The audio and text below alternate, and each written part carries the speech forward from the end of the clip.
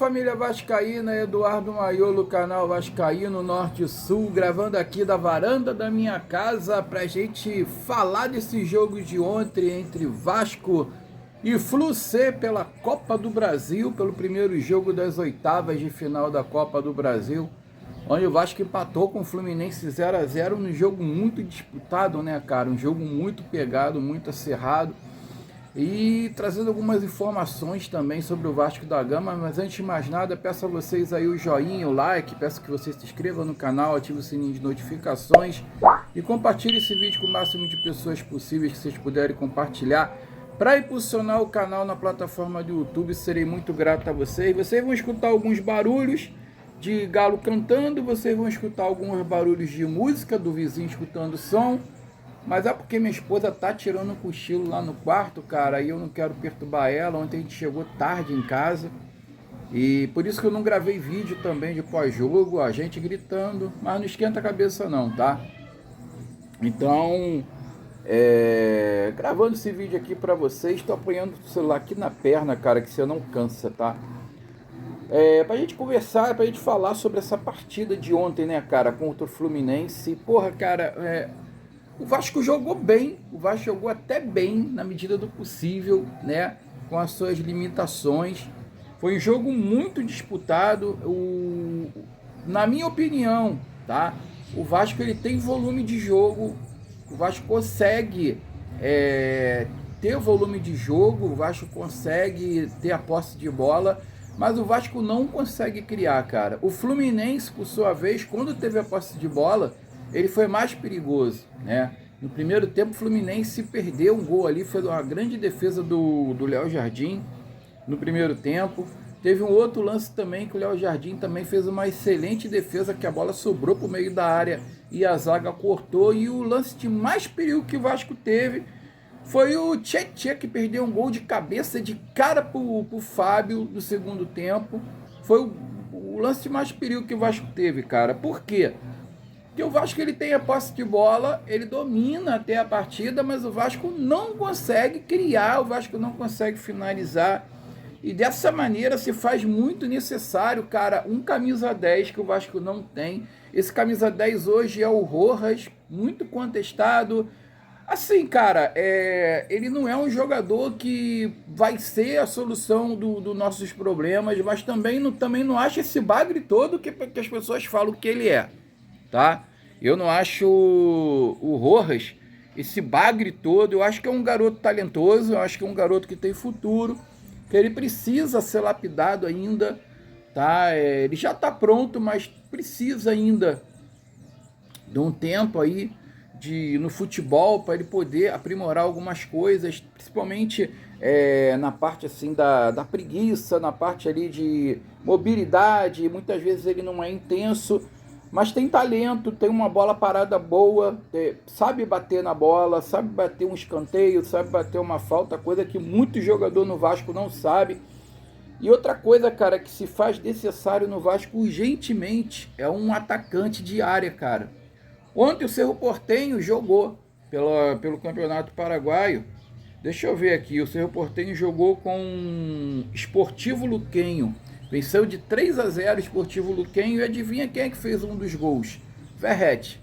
Isso aí, cara, o Verratti meteu um gol ontem e eu coloquei até no grupo do WhatsApp aqui, cara. Pô, se o Verratti tivesse em campo ontem pelo Vasco da Gama, ele teria cravado certamente. E talvez teríamos saído com a vitória por 1-0 pelo menos, né? Com uma certa vantagem, né? Só que a gente não tem o Verratti. Aí o pessoal fala assim, porra, não, mas o Verratti hoje no Vasco ele já estava mal há muito tempo, a idade também acho que já estava pesando e coisa e tal. Aí outros falaram, como eu falei, né, o esquema do Diniz, porra, não favorecia o Verratti, mas outros falaram que não era só isso, porque o Verratti já não vinha fazendo gol, já não era decisivo já há muito tempo e coisa e tal. E outras pessoas dizendo que, porra, que não, que o Verratti faz falta hoje no Vasco, né? Seria uma boa o Verratti hoje no Vasco, porque o Vasco não tem esse camisa 9. E justamente isso, cara, a gente fica sentindo falta do Verratti justamente porque o Vasco não encontrou esse camisa 9. O Brenner, puta que pariu, ele é inexistente. O Spinelli, ele tem a vontade, ele tem raça, ele corre para um lado, corre para o outro, só que ele não sabe qual é o lugar dele no ataque. Ele não sabe se ele fica dentro da área, ele não sabe se fica afastado da área, ele não sabe se ele disputa a bola, se ele marca, ele não sabe se ele apoia, né? Então, é outro também. O Inestrosa, porra, muito menos, não existe no Vasco da Gama, né? O Andrés Gomes só joga pelas pontas e quando pega a bola para chutar é um Deus nos acuda. Entre 20 ele acerta uma, entre 50 ele acerta uma, o resto ele isola. Ou joga para fora, ou bate no zagueiro, ou bate em alguém, né? E cara, então se faz ali necessário ali um atacante de área e um camisa 10 de articulação. O Vasco está encaminhou, né, a contratação do Sousa, quer dizer, o Sousa ali como um camisa 5, você pode ter a opção do Jair ser um camisa 10 desse time, né? Eu estou vendo aqui reportagem dizendo que o Jair, ele pode ser um camisa 10, pode funcionar como um camisa 10 e funcionar bem ali no meio campo, junto com o Thiago Mendes. Thiago Mendes fez uma falta, deixa eu ver quantos minutos já, 6 minutos. Thiago Mendes fez uma falta grande ontem, cara. O Vasco sem o Thiago Mendes é outro time, cara. Tem outra mobilidade, apesar do Jair ter jogado muito bem ontem, ter dominado aquele meio campo ali, nosso. Mas o Thiago Mendes, ele faz muita falta naquele time ali, é um cara que pisa na área, é um cara que faz gol, já que o Vasco não tem atacantes para fazer gols, né? Então o Thiago Mendes, ele faz muito bem esse papel, ele é decisivo, né? Talvez ontem uma presença dele na área, que ele lança ele no lugar do Tietê, ele teria cravado com certeza. Então ele faz muita falta, vai voltar no segundo jogo, né, contra o Fluminense. E o Thiago Mendes junto com o Jair ali vai dar bom, junto com o Sousa ali como camisa 5, eu espero que vai dar ali um caldo ali naquele meio campo. Mas faz necessário ali o Vasco ter um atacante de área, um atacante finalizador, que o Vasco não tem, cara. O Vasco não tem, né? E o Vasco sentiu tanta falta ontem do Thiago Mendes, diferente do Fluminense, com a zaga reserva ali, o Ignacio, por exemplo, que substituiu o Thiago Silva, jogou muito bem. O Fluminense quase não teve dificuldade na zaga, porque o Ignacio ele entra no lugar do Thiago Silva ou do Freitas, né? O Fluminense perdeu os dois zagueiros e o Ignacio jogou muito bem, anulou o ataque do Vasco praticamente, entendeu? Então a diferença é aí, a limitação do elenco do Vasco é muito complicado, né? E se o Vasco perde o Thiago Mendes da vida, o Vasco sente pra caramba, e coisa que o Fluminense, por exemplo, perde um Thiago Silva e não sente tanto porque o zagueiro consegue suprir. E o Vasco não tem, por exemplo, um jogador para substituir o Thiago Mendes à altura. Então é complicado, cara. Então, porra, parece que o Vasco ali, ele carece muito ali de um elenco mais sólido. Tem esse Colídio aí, esse Facundo Colídio aí, espero que venha, mas não é um 9. Ele não é um 9, ele é um assistente de centroavante, ele é o segundo homem ali de ataque ali para poder servir, né, o centroavante. Ele não é esse cara de finalização para ser, se botar ele como 9, vai queimar o cara, tá? Outra coisa, o Ramon Rick escalado ali num jogo desse tão importante também, desde o início da partida, joga muito bem, é um moleque talentoso, a gente sabe disso, mas eu acho que é um peso muito grande em cima desse garoto. Então se faz necessário, cara, a chegada desse Sousa, tá? O Sousa que iria jogar pelo Racing ontem contra o Tigre da Argentina, e subiu uma informação de que o Vene Casagrande, né, perguntou um diretor do Racing se seria a última partida dele. Esse diretor falou que não sabia dizer, porque o Vasco ainda não tinha pago ainda a primeira parcela referente à compra dele, então não sabia dizer se era a última partida dele ou não. E eu tinha falado no vídeo de ontem, né, cara, de pré-jogo, né, cara, como é que esse cara vai ser relacionado para jogar com risco de ter uma lesão, de se machucar, de se lesionar? Cara, não tem coerência disso, né? E no primeiro momento ele iria jogar a partida de ontem, e que esse diretor falou que não tinha certeza ainda da aquisição do jogador, e sendo que a próxima partida dele seria só, acho que no dia 8 de agosto, se eu não me engano. 8 de agosto, né? A gente está indo para agosto agora, é por aí, né? E todo mundo ficou assim, sem saber assim, o que pensar. Daqui a pouco surgiu uma outra nota do Lucas Pedrosa dizendo que o Santiago Sousa estaria fora da partida. Ele se despediu da torcida. Vou botar até a foto aí dele se despedindo aí da torcida aí do Racing. Não vou botar vídeo, não vou botar imagem por causa de direitos autorais, tá? Tem um vídeo dele se despedindo. Ele queria entrar em campo para fazer uma última partida, só que o Vasco pediu ao Racing para que ele não entrasse. O Racing atendeu o pedido do Vasco. Parece que está tudo certo.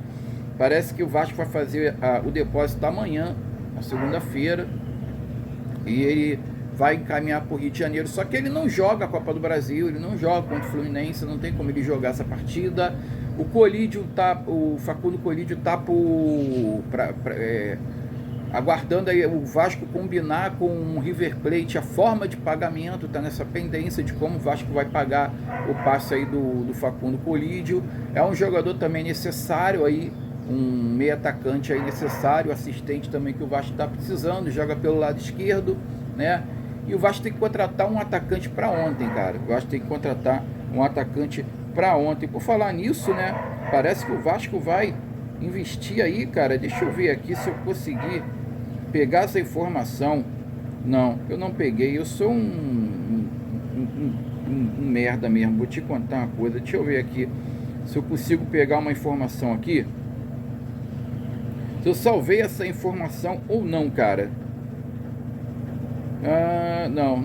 Eu acho que o Vasco parece que quer investir 120 milhões em atacante pelo lado, para fazer duas aquisições aí pelo menos no ataque. Tá monitorando também o Nathan Silva aí, o zagueiro. O Vasco também está atrás de um zagueiro, também que se faz muito necessário. E o Vasco está aí no mercado aí. Parece que o Admar não vai para a Espanha por causa do Sousa.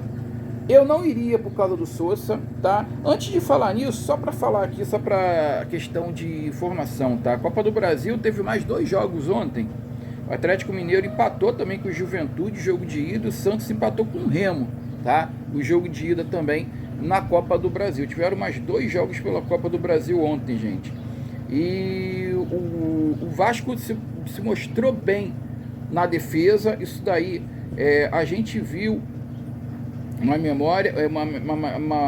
melhora, tá, na defesa. Só que o Vasco, quando tem a bola, ele tem volume de jogo, mas o Vasco não consegue efetuar isso em gols, tá? Outra coisa relevante também, que o Vasco não tomou gol em 2 partidas seguidas. Ele não tomou gol contra o Independente Medellín pela Sul-Americana e não tomou gol ontem. Isso é bom, isso é positivo, né? Pelo menos defensivamente a gente vê uma evolução, a gente vê o técnico português, o Pedro Emanuel, implementando o padrão tático aí, pelo menos defensivo, que acho que é uma das principais características aí desse técnico português. Mas ofensivamente o Vasco está deixando muito a desejar. E foi aquilo que eu falei, cara, se o Vasco não tomar gol, beleza. Mas se o Vasco tomar gol, meu irmão, fudeu. Vai perder a partida, porque o Vasco não consegue fazer gols, tá? O Vasco ele não é efetivo no ataque. Então, se faz necessário, o Vasco ter um meio-campo articulador, um camisa 10 ali e um atacante, um homem-gol ali de área, cara. Faz muito necessário, tá? Olha só, desde 25 de 10 de 2025, o Vasco não passava 2 jogos seguidos sem sofrer gols. Na ocasião, vencemos o Bragantino e o Fluminense. Agora, com Pedro Emanuel, o Vasco derrotou o Medellín por 1-0, empatou com o rival em 0-0, né? E não tomou gols, né?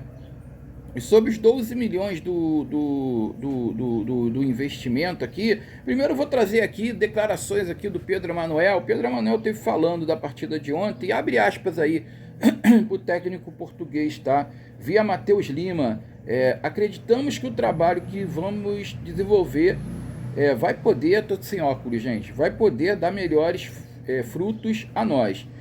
Não temos tido tempo, tem que ter valor, tem que dar valor a capacidade que o grupo teve de absorver as nossas ideias. Está receptivo às mudanças para nos ajudar a melhorar individualmente e coletivamente. Nisso, o grupo tem sido exemplar, trabalha exemplarmente. Estava em um momento pior, mas pouco a pouco está recuperando a confiança e acreditando em si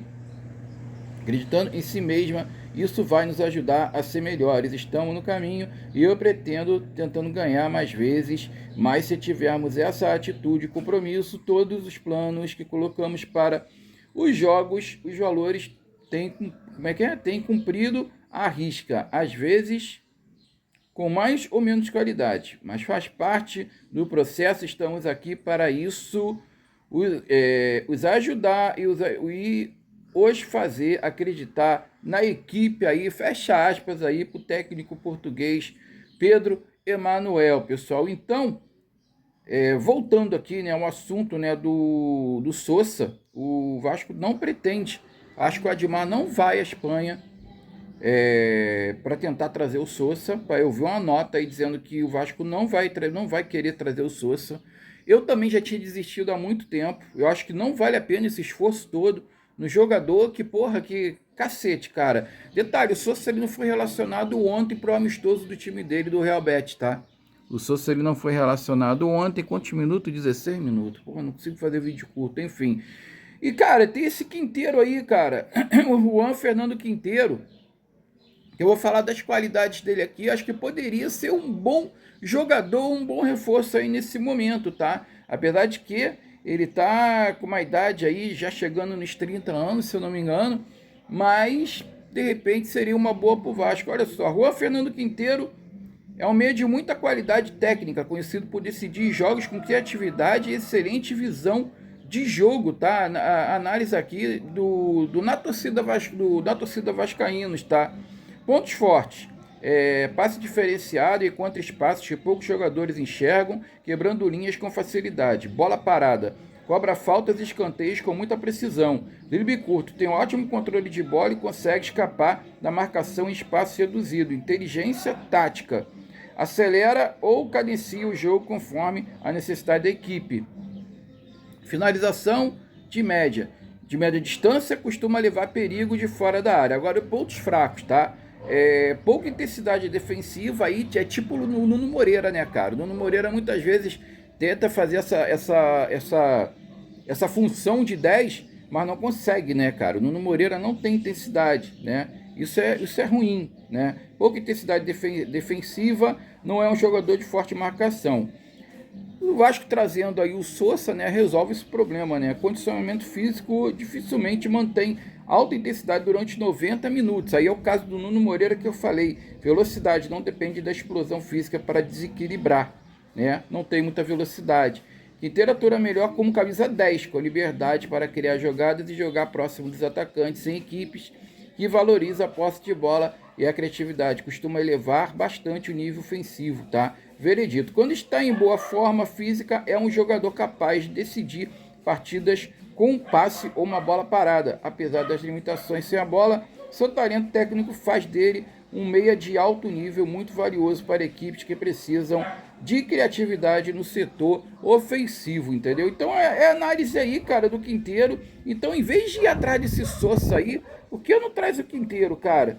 De repente seria uma boa, cara. De repente aí quebrava o nosso galho aí. Melhor do que, porra, ficar aí atrás desse Sousa aí, que a gente não sabe se é esse jogador todo que estão falando aí. Ele tá jogando de atacante lá no Real Betis, cara. Ele nem na função dele tá jogando, porque ele não vinha bem. Aí agora parece que o técnico lá, o tal do Manuel Pellegrino, achou a função de atacante para ele. Parece que ele se encontrou, né? Mas eu acho que também precisa de um atacante de área, né? Enfim, vamos falar do Barros aqui rapidinho, cara. Parece que o Barros está sendo sondado aí pelo AEK da Grécia, tá? Só que a negociação até agora não avançou. Eu acho que se desfazer do Barros agora não seria uma boa não, tá? Não seria, porque, porra, na falta ali, mesmo o Sousa chegando, na falta ali do Sousa mesmo, não poder jogar por suspensão, ou Jair, ou até mesmo o Thiago Mendes, porra, o Barros, né, supriria essa ausência, porque ninguém merece o Tietchan, cara. Ninguém merece o Tietê. Apesar do Tietê ter feito uma boa partida ontem, né? Disseram que ele fez uma boa partida, mas não é a mesma coisa, cara. Não é a mesma intensidade, tanto na marcação quanto no ataque, sabe? Não é a mesma necessidade, não é a mesma intensidade do Jair, do Thiago Mendes. Não é. Não adianta, tá, gente? Falando aqui sobre justiça, né? O Vasco, surgiu uma nota aqui do tal do jornalista José Américo, especializado aí na parte jurídica, né, que ele diz que o Vasco não precisa pedir autorização à justiça para contratar reforços, tá? Então o Vasco, ao contrário do que estavam dizendo, que dependia da justiça para poder autorizar quando o Vasco fosse contratar reforços aí acima de 5 milhões de euros ou de dólares, isso é mentira, isso é irreal. O Vasco não precisa da autorização da justiça, o Vasco só precisa, né, dar satisfação, dizer que está contratando um jogador assim, assim, assado, pelo valor assim, assim, assado. A nota diz o seguinte: para quem não entendeu ainda, desembargador enviou o ofício ao juízo, tá, da quarta vara empresarial, explicando que o Vasco não tem que pedir autorização para comprar jogadores, mas apenas o título de natureza fiscalizatória, comunicar ao juízo de piso. Eis o ofício, né? O ofício está aí. Estou botando o print na tela, né? E diz que as partes do processo onde o Vasco agravou a decisão que concedeu a liminar 777, cujos defeitos foram suspensos, já foram oficialmente intimadas do ofício do desembargador César Cury, informando que o Vasco não tem que pedir autorização à juíza para contratar jogador. Então, é uma notícia boa, né? Isso aí pelo menos aí destrava o clube, não tem a necessidade aí do Vasco aí ficar consultando ou pedindo satisfação aí do jurídico para poder contratar, que senão, pô, já pensou, cara? O Vasco contratar jogadores, como é que seria uma celeuma? Já tá ruim, né? Minha mãe tá pendurando a roupa no varal. Enfim, é na base do improviso, galera. E então, uma última notícia aqui, falar dos 52 anos do primeiro título brasileiro de 74. Eu vou botar as imagens aí para vocês, né? No dia 1º de agosto de 74, o Vasco da Gama conquistava o Brasil pela primeira vez em sua história, ao derrotar o Cruzeiro por 2-1 na finalíssima disputada no Maracanã.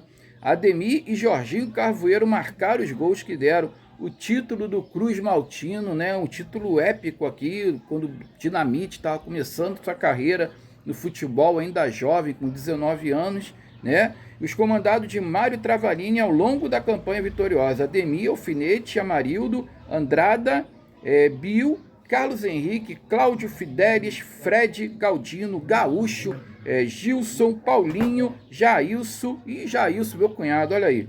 Por isso que meu cunhado se chama Jailson, só que ele acabou torcendo por Urubu, olha só que merda, cara. Joel Santana, o papai Joel, era jogador do Vasco, Jorginho Carvoeiro, Luiz Carlos, Marcelo, Miguel, Moisés, Paulo César, Pérez, Roberto Dinamite e Zanata. Esse era o grupo aí vascaíno, campeão de 74, brasileiro de 74, em cima do Cruzeiro.